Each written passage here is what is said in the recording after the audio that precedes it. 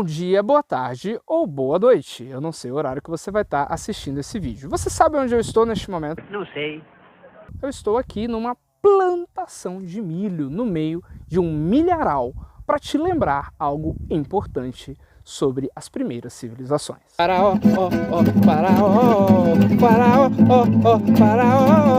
Bom, pessoal, basicamente o que eu quero falar sobre as primeiras civilizações é para a gente relembrar um pouco que essas primeiras civilizações elas estavam hierarquizadas, ou seja, elas têm claramente divisões sociais. E para a gente lembrar sempre que quando a gente olha para um pedaço de terra, a gente precisa lembrar que poder naquela época é terra.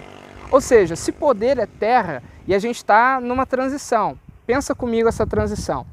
No período pré-histórico, poder era alimento. Por que poder era alimento? Simplesmente pelo fato de que os caras precisavam sobreviver. Aqueles homens pré-históricos, eles necessitavam de alimento e por isso que eles não tinham grandes civilizações, eles viviam em clãs ou genos, ou seja, grupos familiares, eles não se multiplicavam de forma rápida e acentuada porque não tinham como garantir o alimento para todos. A sobrevivência era muito importante, uma vez que eles eram nômades, ou seja, não se fixavam num único lugar, e eles acompanhavam o movimento dos animais para se alimentar deles. Por isso, neste momento, eu queria que você lembrasse desse fato.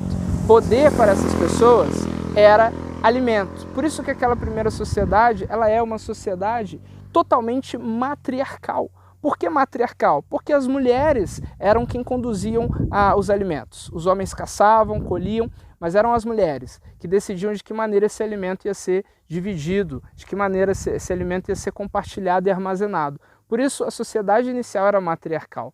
Porém, com o decorrer do tempo e o avanço, por exemplo, do desenvolvimento de ferramentas, a gente chega na Revolução Neolítica, onde o ser humano vai conseguir plantar melhor, não é? Ele vai conseguir, de fato, plantar e colher, domínio da agricultura e a domesticação de animais. Isso é fantástico, que vai, de fato, uma revolução, vai mudar a sociedade. Essa sociedade vai mudar e deixará de ser alimento poder para ser terra. Claro, porque se a gente tem um pedaço de terra, a gente pode plantar nela aquilo que a gente bem entender e o número de pessoas que a gente pode ter na nossa comunidade é muito maior, porque agora a gente pode atender aquela demanda por alimentos. Logo, a gente deixa de ser nômade e passa a ser sedentário. Bom, mas você sabe que é em virtude disso que nós temos as guerras. Então, primeiro, a sociedade deixa de ser matriarcal e passa a ser patriarcal. Por quê? É o homem, não se esqueça disso, que vai à guerra. Então ele conquista a terra e ele defende a terra. Por isso que a sociedade é patriarcal, pela figura do homem com o poder. Então sempre quem manda na sociedade são aqueles que têm o poder em suas mãos. Nesse caso, os homens. E é com isso que vai começar as guerras. Você fala, por quê? Pense comigo, não é qualquer terra também, tem que ser terra fértil. E algum grupo vai ter uma terra fértil, outro grupo não.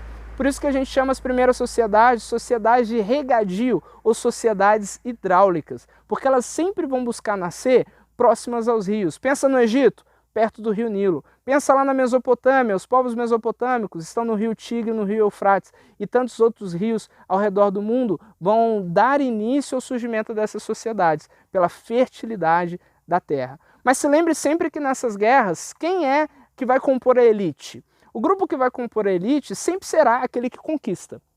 Então os conquistadores, eles vão ser necessariamente a elite daquela sociedade.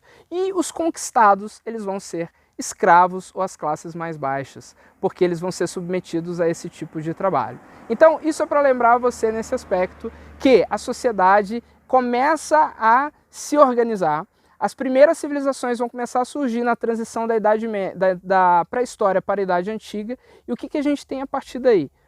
Preste muita atenção nesse detalhe. A gente tem agora o nascimento do Estado. A gente precisa de um Estado, a gente precisa de um líder, a gente precisa de um faraó, por exemplo, no Egito, para determinar o que vai ser construído, aonde vai ser construído, com quem vai ser construído e para reger toda essa sociedade. Porque agora, quando a gente crescer, lembra? Aumento de produção leva a aumento de população. Quando a gente crescer de número, a gente vai ter que ter um Estado para poder organizar um exército, porque agora essa terra ela vai ter que ser defendida em conjunto e não apenas só a nível de um grupo. Com isso, gente, Idade Antiga começa e a sociedade começa a ser cada vez mais diversificada e aquilo que a gente entende como política, como sociedade, como relações sociais começa a acontecer. No caso do Egito, você lembra lá como é que era a divisão sociais?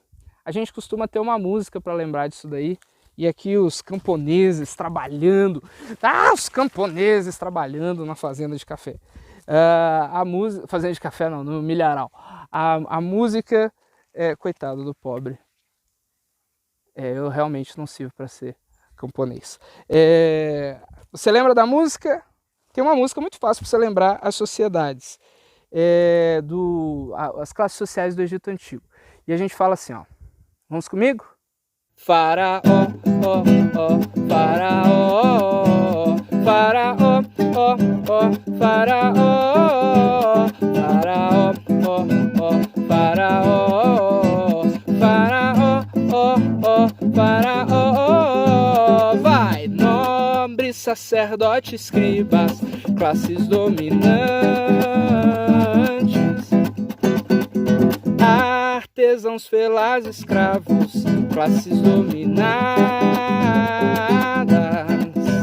Faraó, ó, ó, faraó, faraó, ó, ó, faraó, faraó, ó, ó, faraó, faraó, ó, ó, faraó. Artesãos, felazes, escravos, classes dominadas. E os nobres? Nobres, sacerdotes, escribas, classes dominantes. Faraó, ó, ó, faraó, faraó, ó, ó, faraó, faraó, ó, ó, faraó, faraó, ó, ó, faraó. Vai, nobres, sacerdotes, escribas, classes dominantes, artesãos, felazes, escravos,